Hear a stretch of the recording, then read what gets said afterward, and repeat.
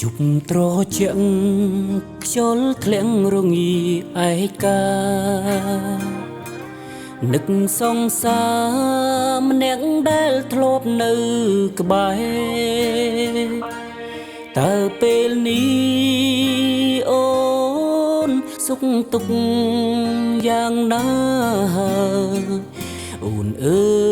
យបងបានត្រឹមនឹកបើពេលនោះពួកយើងចេះអត់ឱនគ្នា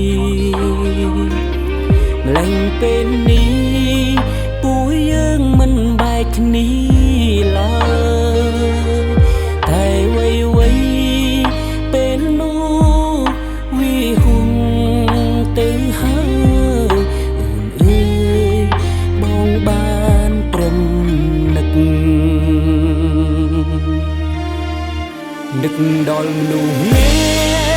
ដែលតែងតែនៅក្បែរគ្នាពេលនេះពុំមានអូនឃ្លាតឆ្ងាយទៅហើយព្រោះតែភាពមានអ្នករៀងខ្លួន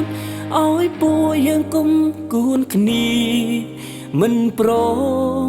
អត់ឱនយកឈ្នះរៀងខ្លួន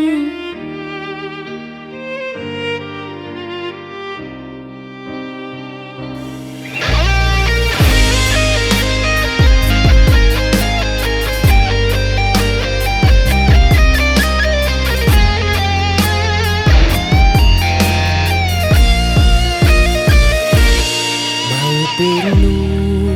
ពួកយើងចេះអត់ឱនគ្នាលេងពេលនេះពួកយើងមិនបែកគ្នាឡើយតែវ័យពេលនោះវាហួងទៅហើយអូនអើយបងបានព្រមនឹកដល់មនុស្សនេះដែលតែងតែនៅក្បែរគ្នា